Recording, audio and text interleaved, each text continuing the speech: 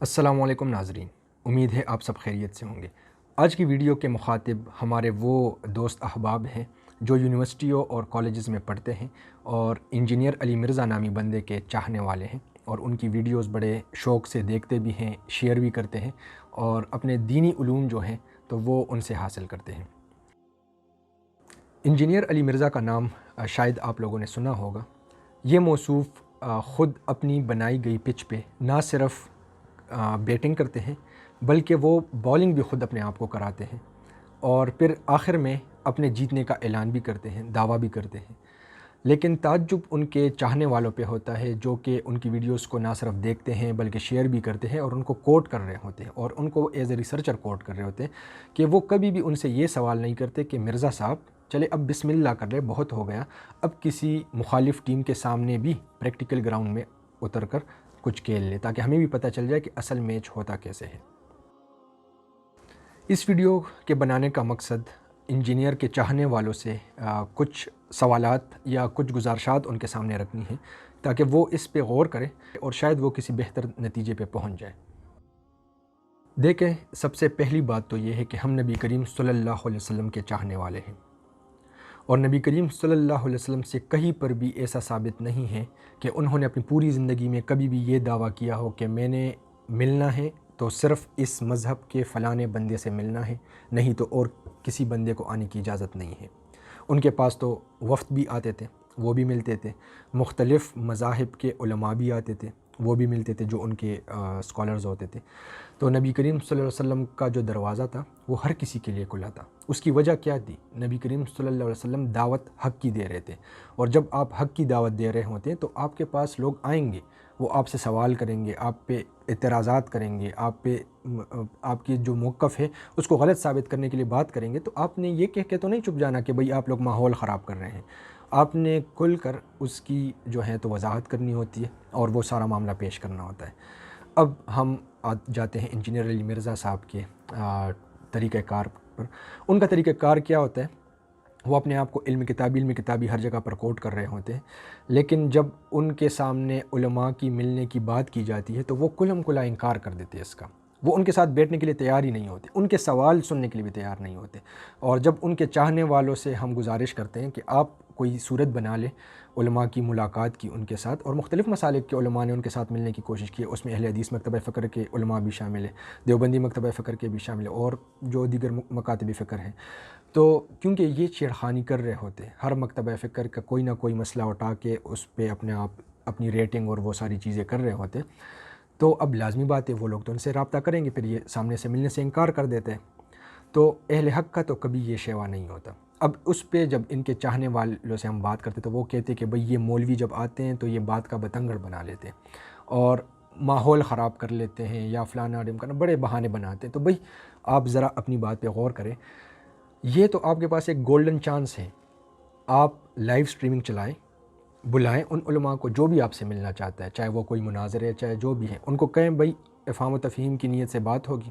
کیمرے لگے ہوئے ہیں، لائیو ٹرانسمیشن چل رہی ہے، کوئی کٹنگ نہیں ہوگی، ٹھیک ہے، اور اس میں عوام کے سامنے آپ ان کے سوالات کے جواب دیں اگر انہوں نے کچھ سوال آپ سے کرنے ہیں، اور پھر جواباً آپ اپنے سوال ان سے کر لیں۔ اس دوران اگر تو وہ ماحول خراب کرنے کی کوئی بھی کوشش کرتے ہیں تو لائیو سٹریمنگ چل رہی ہے اللہ کے بندو، یہ تو آپ کے پاس گولڈن چانس ہے، آپ سب کے سامنے ثابت کر دیں کہ بھئی یہ ان کا کیا درا ہے، یہ وہ لوگ ہیں جو کہ دعوے کر رہے ہوتے ہیں۔ تو اتنے گولڈن چانس کو آپ لوگ کیوں مس کر رہے ہوتے ہیں؟ یقیناً اگر آپ مس کر رہے ہیں اور یہ چیزیں تو آپ کے ذہن میں ہوگی تو پھر ضرور دال میں کچھ کالا ہے۔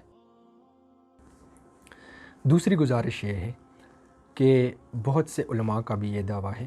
اور خود جو میری اپنی انڈرسٹینڈنگ ہے وہ یہی ہے کہ انجینئر علی مرزا صاحب جو ہیں وہ پلانٹڈ کویسچنز کے جوابات دیتے ہیں۔ ان کے سامنے جو آڈینس بیٹھی ہوتی ہے، کیونکہ عام پبلک آڈینس میں تو نہ وہ علماء کو آنے کی اجازت دیتے ہیں، نہ وہ مدارس کے طلباء کو آنے کی اجازت دیتے ہیں، ٹھیک ہے، تو اب جو ان کے سامنے منتخب مجمع ہوتا ہے، ان کا خود اپنا منتخب کردہ،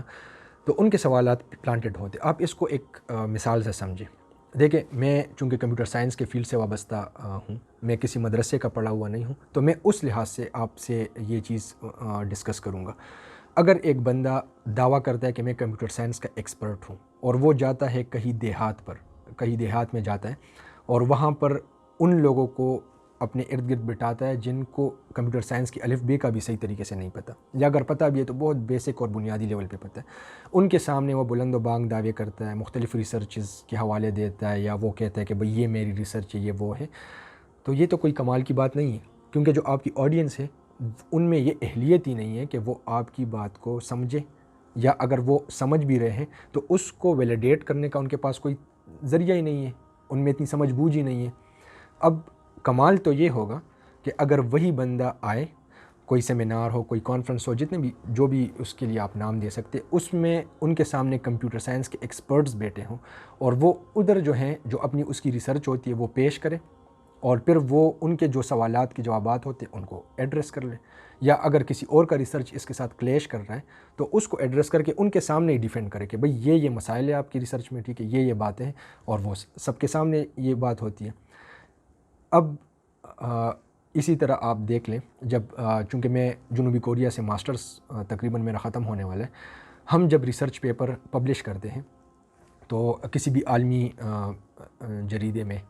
یا کسی بھی لوکل جریدے میں، جس کو ہم جرنل پیپر کہتے ہیں یا کانفرنس پیپر وغیرہ کہتے ہیں، اس میں جب ہم اپنی ریسرچ پبلش کر رہے ہوتے ہیں تو وہ اس طرح نہیں ہے کہ بس میں نے کوئی دعویٰ کر لیا اور ڈائریکٹ پبلش ہو گیا، نہیں،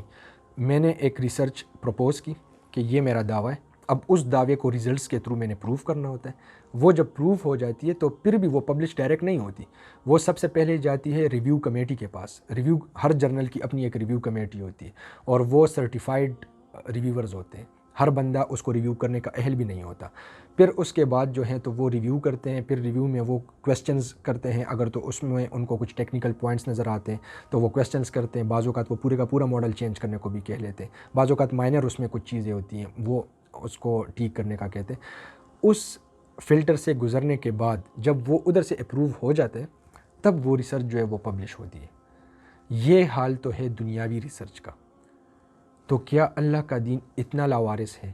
کہ وہاں پر بغیر کسی ریویو کے، بغیر کسی علمی اس پہ بحث مباحثے کے، آپ خود آ کے یوٹیوب پہ کوئی بھی بات کر لیتے ہیں، آپ نے اپنے سامنے منتخب کردہ لوگ بٹائے ہوتے ہیں اور وہ بھی بڑے شوق سے واہ ماشاء اللہ سبحان اللہ یا اس طرح کی کچھ کلمات کہہ دیتے ہیں، اور جو ہیں بس آپ چیمپئن بن گئے؟ تو اس طرح نہیں ہوتا۔ تو یہ آپ سے میری گزارش ہے کہ ان چیزوں کو ذرا ریئلائز کریں۔ آپ اپنی دنیاوی فیلڈ کے لیے جو آپ نے اصول مقرر کیے ہوئے ہیں تو وہی اللہ تعالیٰ کے دین کے لیے تو اس سے بھی بڑھ کر، کیونکہ یہ تو بہت حساس معاملہ ہے۔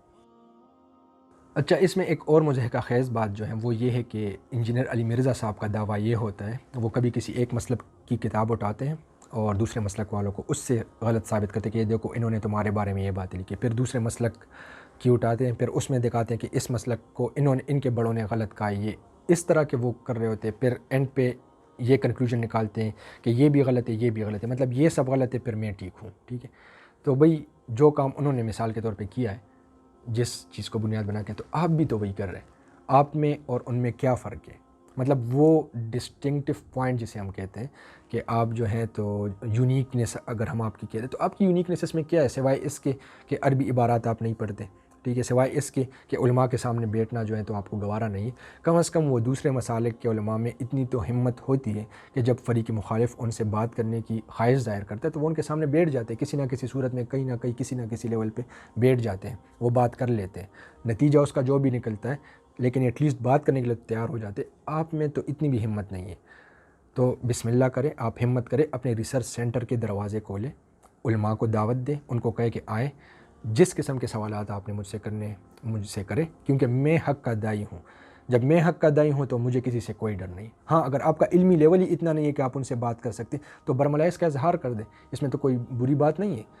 لوگ اپنی علمیت، مطلب یہ تو نہیں ہے کہ آپ جو ہیں تو آپ پہ کوئی خدا نخواستہ وحی آئی ہے یا معاذ اللہ، اور وہ جو ہیں تو آپ پر ہر چیز کامل اتری ہے۔ کامل کسی میں نہیں ہوتی، ہر انسان میں کمیاں کوتاہیاں ہوتی ہیں، لیکن اس کا اقرار کرے کہ بھئی میں ان کے سامنے نہیں بیٹھ سکتا، مجھے عربی عبارات پڑھنی نہیں آتی، مجھے یہ چیز پڑھنی نہیں آتی، میں اس طرح کے کام نہیں کر سکتا، میں ان کے جواب نہیں دے سکتا، برملا اس کی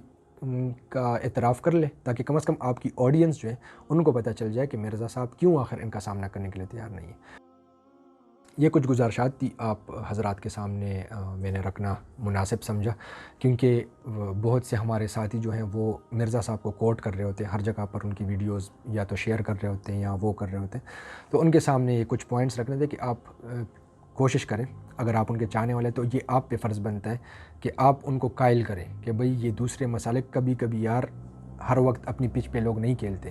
اور ہر وقت جو ہیں تو خود ہی اپنے آپ کو بالنگ اور بیٹنگ خود نہیں کرتے، بلکہ کبھی کبھی کسی اور ٹیم کو بھی موقع دے دیا جاتا ہے کہ آ جائیں یار ہم ذرا 1 to 1 میچ بھی کر لیتے ہیں۔ تو آپ بسم اللہ کریں، ان کو دعوت دیں، اور مجھے یقین ہے انشاءاللہ کہ ہر مسلک میں سے علماء جو ہیں وہ بالکل تیار بیٹھے ہوئے ہیں کہ کب وہ ہمارے لیے دروازے اوپن کرتے ہیں۔ السلام علیکم۔ سلام سلام سلام